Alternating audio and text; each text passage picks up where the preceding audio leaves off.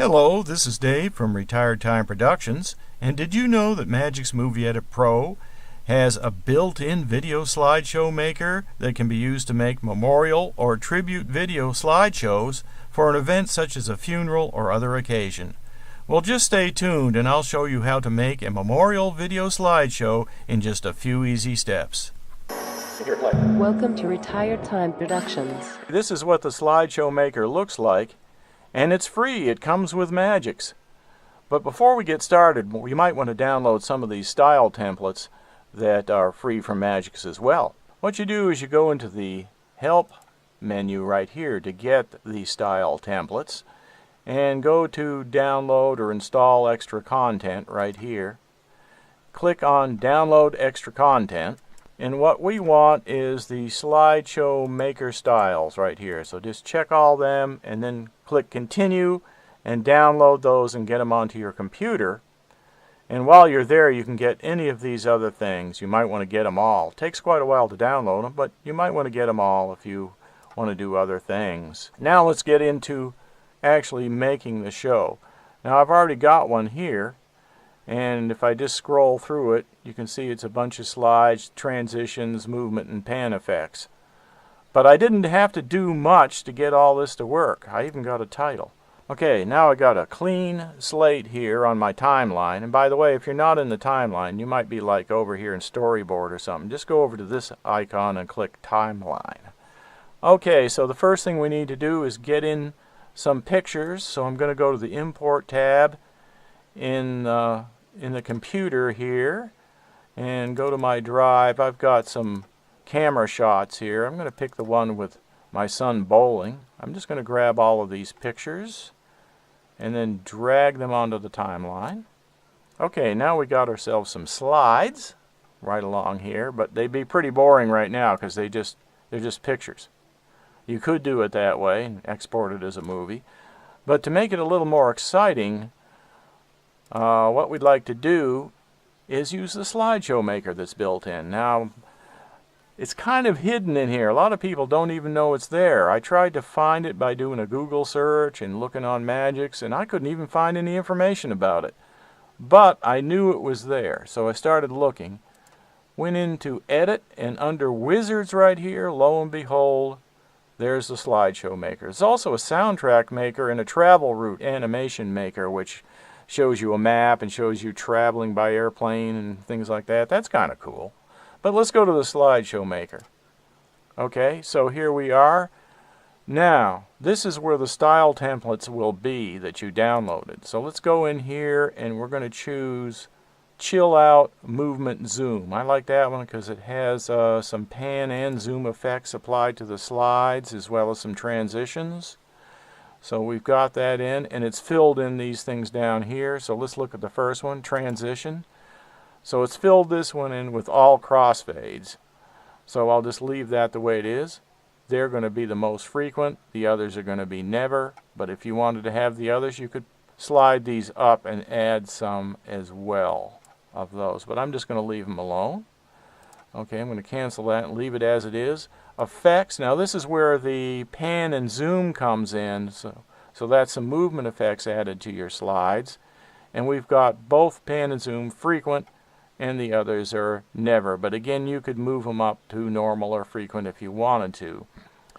And I'm not going to tick either of these, but if you did have some panoramic images or portrait images, you could select these to let the program handle those. There's also just a button for random effects, which will just randomize everything. I'm not going to do that. So let's cancel that. And then we got background music, and it's got hold the line selected right here, which is fine.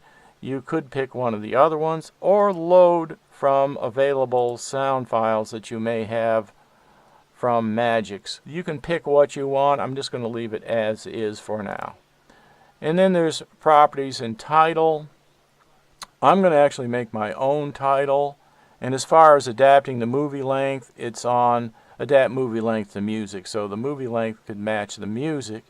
We could switch it around and make the music length, adapt to the movie. Either way, I'm just going to leave it like it is. Okay, so we got everything set up. and let's go ahead and create the preview right here. So when I created the preview, you can see it added in all of the transitions here and the pan effects and all that. So it's all in there. Now let's go ahead and preview it. So we can do this.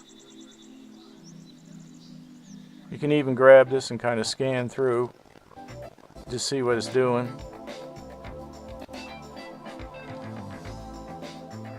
Okay. So you get the idea. So let's say that's the way we want it. So we'll hit apply, and now it'll keep it down here. And the music's in here too. Discovered they actually put it in a track way down here. I don't know why. I'm going to move that up like that. So that way if I wanted to make some changes, let me go to the all track mouse mode, or actually let's go to the one track mouse mode, and say I wanted to change this, make it a little shorter. I could do that. And now, since my audio is showing, I can drag that over and make it match. And just to make sure, there we go. Now you might want to add some video clips to your slideshow, and you can certainly do that. It doesn't just have to be static slides, it could be some video clips. So if you have some handy, or you recorded some for like a wedding or a graduation or a funeral or some other event, you just happen to have some memories in video format, you can get them in here. Now what you have to do is go up and click on this icon right here, and that gives you a single track cursor mode, and then you can grab one of these, say right here, and drag that slide over here and just give yourself some room to put in the video right there. Okay, now you can go to your computer, and I happen to have some video clips in here. They're MOVs, but they could be MP4s or AVIs or whatever you happen to have on hand. But whatever the extension is, just drag it onto the timeline.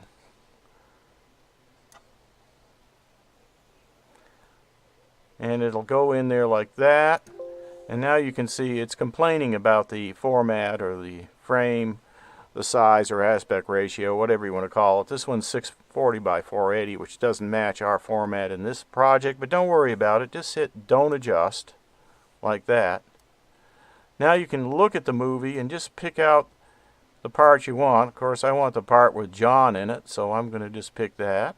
And now slide this end back to the cursor like that. And then get the other end and slide it back to make it a reasonable size where we can stick in that hole right there. Let's move the cursor right even with the first place we want it to be, and maybe we'll overlap it a little bit just to get a fade, a crossfade like we had with the videos. Let's zoom in just a little bit with this plus key so we can see that crossfade. And I'm going to make the crossfade right here about the same size as all the others were. Alright, now we'll go down to this end and drag this end down. So I'm just sizing the video clip to the length of the slides. And you can see how long this slide is, so I'm going to make it about that same size. So I'm going to bring it down. Alright, it needs to be just a little longer. Just roughly the same size as this slide or any of the other slides. Alright, now I can move that up in there. I'm going to go back to the single track just for a minute. Single object mouse mode. That's this one right here. And just move that up there. And now it's got my little crossfade. And then I'll go back to single track mouse mode and drag this whole track with the slides back and drag it over the top of the video to give my little crossfade again. And now I can click this to see the whole thing, and now my video is right in the middle, so I'll come along like this looking at the slides and just go right into the video. You can see it. There's the slide right there, and now it fades into a video. Goes and plays the video for a while, and then after the video's done, it'll fade into the slides again. And you can put as many videos in there as you want to. Okay, so we got that in there. So now let's add a title. We'll go ahead and let's just do a caption actually. Bring a caption in, drag it in here, and now we can go ahead and let's just put John and do this lower one. See if I can get that there. There we go. Bowling. I'll just put 2007. Alright, hit the check mark. If you don't want it, you can hit this. I'm going to hit the check mark. Alright, now when we move along, you can see the title will fly in. Here's what it looks like. Like that. Okay, so now it's all done, but I noticed that it doesn't actually match the preview window. If that's an issue for you, what you can do is go back to import, just right click on one of the files and go to properties, see what that file is under details. So it's 1600 by 1200 is what it really is, so that's a 4:3 ratio right there. And what we can do is go into file, probably should do this ahead of time, but go to settings, movie, and then you can pick, say, a 4:3. I don't know if that's necessary because I'm going to override it right here with 1600 by 1200, and we already got the 4:3 in there, and then just click OK. So now that we've adjusted the movie settings to be the same as our pictures as far as the aspect ratio, we can go in and adjust the preview window to be the same as the movie settings. So we can right click on the preview window right here, and we could do adjust video monitor to movie settings like this, but it says it's going to be bigger than the desktop, so that's too big. So let's cancel that and go in here and actually go to the resolution presets, and then we'll just pick a 4:3 format that's small enough. Let's do this NTSC half 320 by 240. That is 4:3, so I can click that, and now the window matches the pictures better. Okay, so you might not like the audio that comes with Slideshow Maker, and if you decide to change the audio, you can simply go ahead and mute the track that has the audio. Now you can add another audio track of your liking, and you can use just about any audio that's available. For example, if you have some MP3s, or maybe you got something down from iTunes, or whatever kind of audio track you might have, you can actually drag it from your computer, and I'll show you how here. So here I have an audio file right here. It's an MP3 that I downloaded, and just drag it into the timeline and then allow it to load. And now if you've got audio that will be more to your liking than what came with Magix, if that's possible. Just be careful you don't violate any copyright infringements when you're doing this, and make sure it's copyright free music. And then you can adjust the volume right here. Like, say it's too loud,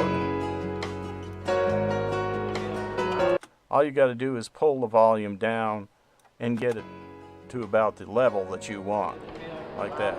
And in the same turn, you might also adjust the audio on the video that you loaded into the project. So you can adjust the audio or the video level. This is the audio on the bottom, so I could bring the audio down to off for that video, since you might not want the video putting out its audio at the same time you have the audio down here. So just adjust that level, maybe just turn it off on that video. So that's it, the two handles. The audio tracks have a single handle here just for audio, and the video has a video level handle and an audio handle. Now we can go ahead and export. So let's go ahead and file, export, and I'm going to use my favorite format, which is MPEG-4.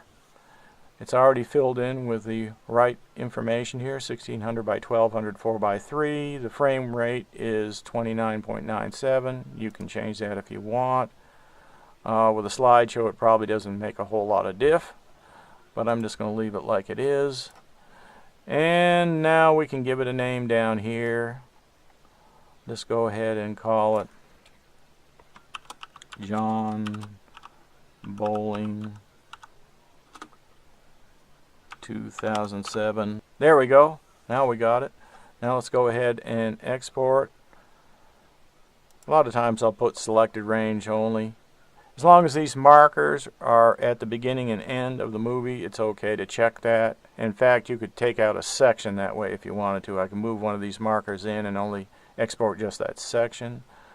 Not necessary if you don't want to use it, but I put it on sometimes. And then you just click OK and let it export. Okay, just stand by. Now once your video is exported, you'll get a file that looks like this.